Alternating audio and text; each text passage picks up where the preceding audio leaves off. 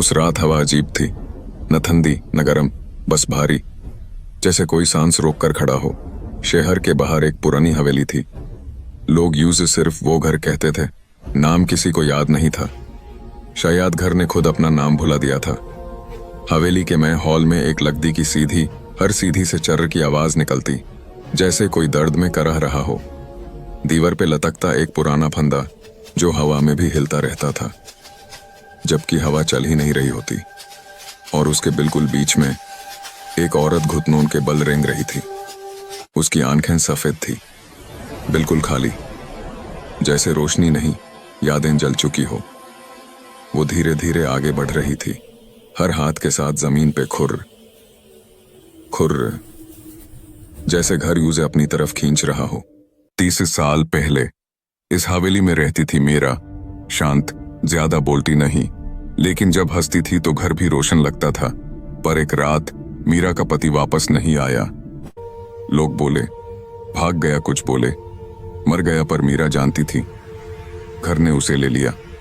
उस रात के बाद से मीरा ने बोलना छोड़ दिया, बस रात में सीधी अनचतती और ऊपर के कमरे में जाकर शीशे से बात करती।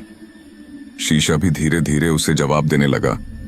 आखिरी रात, उस रात पूरी हवेली में सिर्फ एक रोशनी जल रही थी, एक मोमबत्ती जिसकी लौ भी कांप रही थी।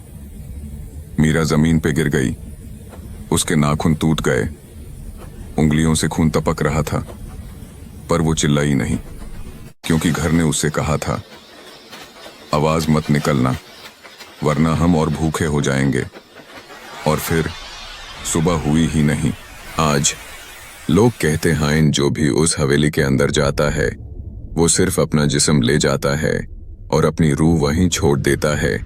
रात के 3 बजे अगर तुम दूर से देखो तो सीढ़ियों पर एक दुल्हन खड़ी होती है, चेहरा ढका हुआ, और जमीन पर एक औरत रेंग रही होती है जो धीरे धीरे तुम्हारी तरफ बढ़ती है। और जब वो बिल्कुल पास आ जाती है तो कान में धीरे से कहती है, मेरी देकर आयम को,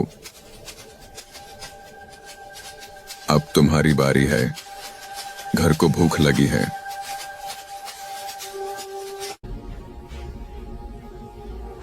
और फिर सुबह सिर्फ इतना मिलता है, एक जलती हुई मोमबत्ती और हवा में लटकता हुआ फंदा। घर फिर से सांस लेने लगता है।